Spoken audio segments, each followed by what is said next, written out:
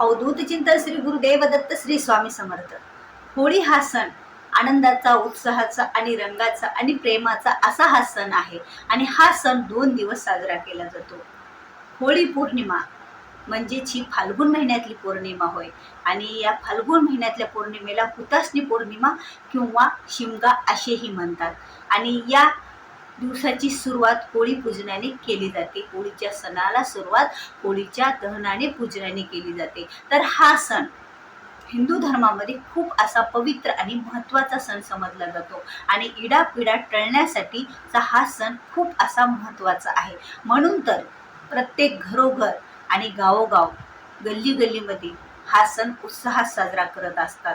गल्ली गल्लीमध्ये सुद्धा सामूहिकरित्या होळीचं दहन करत असतात आणि म्हणून तर या सणाला विशेष असं महत्त्व आहे की या सणाच्या निमित्ताने सर्व गावकरी, सर्व गल्लीतले लोक आणि समाज हा एकत्र येत असतो आणि एकमेकांमध्ये प्रेम हे वाढत असतं। द्वेष हा संपत असतो, राग द्वेष हा नष्ट होत असतो आणि होळीच्या सणामध्ये सर्व वाईट विचारांचा, सर्व वाईट गोष्टींचा, सर्व वाईट कर्माचा आणि सर्व काही जे आपल्या हातून काही वाईट कर्म घडले त्या सर्वांचं आपल्याला दहन करायचं असतं आणि चांगल्या कार्याला, चांगल्या विचारांना आणि चांगल्या बुद्धीला आपल्याला सुरुवात करायची असते। आणि या होळीमध्ये ज्यावेळेला आपण आपल्या घरी होळी पेटवतो तर काही नियम आपल्याला माहिती पाहिजे की होळी पेटवायची कशी, होळीला प्रार्थना कोणती करायची, होळीच्या भोवती प्रदक्षिणा किती घालायच्या आणि होळीच्या अग्नीमध्ये कोणकोणत्या गोष्टी आपल्याला टाकायच्या आहेत, या सर्व काही आपण या व्हिडिओमध्ये जाणून घेणार आहोत। तर होळी ज्या वेळेला आपण आपल्या अंगणात पेटवत असतो त्यावेळेला जर फरशी असेल तर होळी ही स्वच्छ पुसून घ्यायची थोडंसं गोमूत्र टाकून, आणि जर सारवायचा सडा असेल तर ती जागा पाणी शिंपडून स्वच्छ करायची आणि सारून घ्यायचं।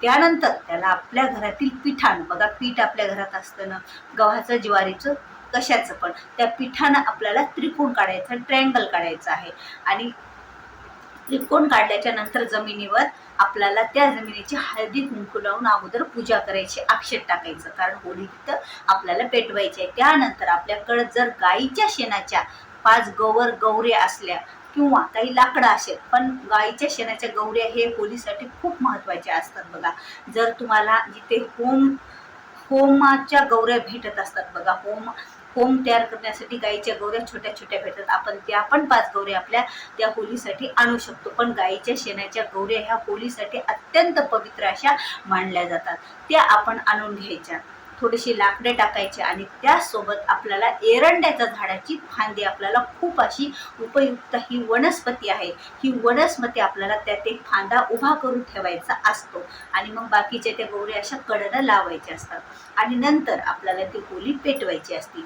आता होळी पेटवली, मग त्यानंतर काय करायचं असतं, होळी पेटवल्याच्या नंतर आपल्याला त्या होळीची पूजन करायचं, त्या होळीचं पूजन करायचं आणि होळीत काही आपल्याला गोष्टी टाकायच्या आहेत, काही वस्तू आपल्याला त्यामध्ये टाकायच्या आहेत। मी मागच्या व्हिडिओमध्ये तुम्हाला सांगितलं होतं की त्या होळीमध्ये आपल्याला ते काळा कपडा आणि एक मुठभर तिळ तुम्ही जे दिवसभर खिशात ठेवणार आहात सकाळपासून ते संध्याकाळपर्यंत आणि होळीच्या दहन झाल्याच्या नंतर ते त्याच्यात टाकणार आहेत आणि प्रदक्षिणा घालणार आहेत, ते मागच्या व्हिडिओमध्ये तुम्हाला सांगितलेलं आहे। तर या व्हिडिओमध्ये आपल्याला अशी माहिती घ्यायची आहे की आपल्याला होळीच्या पूजनाला कोणत्या कोणत्या गोष्टी टाकायच्या आहेत। एक विशेष महत्त्वाचं, त्या दिवशी पुरणाचा स्वयंपाक हा केला जातो, होळी आणि पुरणाची होळी, त्या दिवशी पुरणाचा हा स्वयंपाक घरोघर केला जातो आणि त्यानंतर प्रत्येक सदस्याने त्यावेळेला हजर पाहिजे, बघा होळी पूजनाच्या वेळेला। आणि मग त्यावेळेला होळीच्या बाजूला साईडला आपल्याला सर्वांनी बसून उभं टाकायचं आहे, उभं टाकून होळीचं पूजन आता सर्वांनी पूजन करायचं, सर्वांनी घरातल्या पूजन करायचं। त्यानंतर त्या होळीमध्ये काही वस्तू आपल्याला टाकायचं आहे, बघा पहिल्या प्रथम आपल्याला त्या होळीमध्ये पूजन झाल्याच्या नंतर नैवेद्य, पुरणाचा नैवेद्य टाकायचा, पूर्ण पुरणाचा नैवेद्य एका पोळीवर आपण ताटात मांडून घेऊन ते सर्व त्याला टाकायचं आणि पाणी फिरवायचं आणि त्यानंतर त्याच्यामध्ये एक खोबरं टाकायचं असतं, बघा गोटा खोबरं म्हणजे वाळलेलं खोबरं नारळाचं। त्यानंतर त्याच्यामध्ये 5 लवंगा 5 विड्याची पाने टाकायची, त्यानंतर 11 लवंगा टाकायच्या आणि लवंग सगळ्यांनाच माहीत आहे। आणि त्यानंतर आपण जे बताशे, बघा शिमग्याला होळीच्या सणाला विशेष महत्त्व असतं की गाठी, बघा बताशाची गाठी ही लहान लेकरांच्या गळ्यात घातली जाते, ती गाठीचे बताशे आपल्याला 7 बताशे त्या होळीत टाकायचे आहेत आणि 11 लवंगा टाकायच्या, 7 बताशे टाकायचे, 5 विड्याची पाने टाकायची, 1 गोटा खोबरं टाकायचं आणि थोडंसं एका चमच्यानं त्याच्या होळीमध्ये आपल्याला गाईचं तूप टाकायचं. नसेल तर कोणतंही चालतं, पण तूप टाकायचं. अशा पद्धतीने आपल्याला होळीचं काय करायचं आहे, पूजन करायचं आहे. मग पूजन झाल्याच्या नंतर होळीला नमस्कार करायचा आणि प्रार्थना करायची की आमच्या घरातील इडापिडा सर्व काही टळू द्या. आमच्या घरातील जे ग्रहदोष असतील, जे नवग्रह दोष असतील, ग्रहदोष, नवग्रह दोष, वास्तुदोष, जे काही आमच्या इडापिडा, विघ्न, संकट, हे सर्व काही या होळीमध्ये वाईट आमच्या हातून कळत न कळत या वर्षभरात काही वाईट कर्म झाले असतील आणि वाईट विचार आमच्या डोक्यात असतील, ते हे सर्व नष्ट होऊन या जाऊ द्या, असं होळीला प्रार्थना करायची. आणि आमच्या सर्वांना सद्बुद्धी द्या, आमच्या सर्वांकडून चांगले काम या वर्षात करून घ्या आणि त्याचबरोबर आमच्या घरामध्ये वैभव, लक्ष्मी, समृद्धी असं सर्व काही आम्हाला मिळू द्या आणि आमच्या कष्टालाही नशिबाची साथ मिळू द्या आणि आमचे सर्व विघ्न आणि कष्ट हे दूर करा, असं म्हणून आपल्याला होळीला प्रार्थना करायची. आणि त्यानंतर त्या होळीला घरातील सर्व सदस्यांनी, बघा एक जण असतं, मुलं आपली इकडं मोबाईल बघत बसलेले, कोणी टीव्ही बघत बसलेलं, असं काहीही करायचं नाही. होळीच्या वेळेला सर्वांनी घरातल्यानी यायचं, होळीचा आशीर्वाद घेण्यासाठी सर्वांनी उभं टाकायचं आशीर्वादासाठी. सर्वांनी पूजा झाल्याच्या नंतर 11 प्रदक्षिणा घालायच्या, प्रत्येकाने आपापल्या 11 प्रदक्षिणा घालायच्या, नमस्कार करायचा होळीला आणि अशा रीतीने होळीचं पूजन आपल्याला पूर्ण करायचं असतं. कारण होळीचं पूजन हे खूप असं पवित्र मानलं जातं.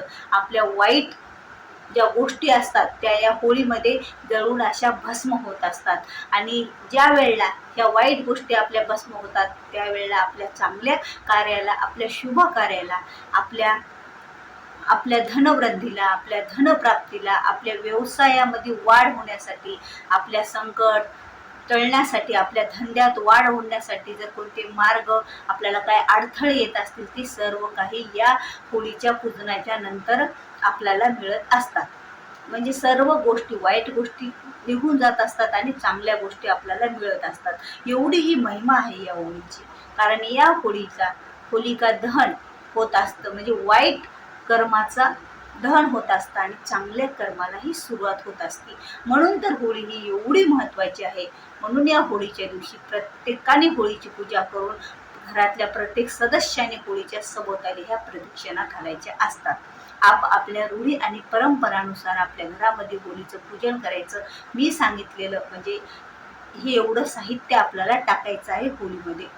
कारण ह्या साहित्यामुळे, बघा, ह्या साहित्याचं वेगवेगळं असं महत्त्व आहे आणि हे जर आपण अर्पण केलं होळीमध्ये तर आपल्या घरातील इडापिडा, शत्रुबाधा हे सर्व काही आपलं नष्ट होत असतं. आणि त्याचबरोबर जर तुम्हाला गोमती चक्र भेटले तर बघा, गोमती चक्र 7 जर भेटले तर ते पण आपल्याला होळीत टाकायचे आहे की शत्रूपासून आपलं संरक्षण होण्यासाठी आणि आपल्या व्यवसायात वाढ होण्यासाठी गोमती चक्र आपल्याला 7 टाकायचे आहेत त्याच्यामध्ये. अशा रीतीने आपल्याला होळीचं पूजन करायचं आहे होळी पौर्णिमेच्या दिवशी.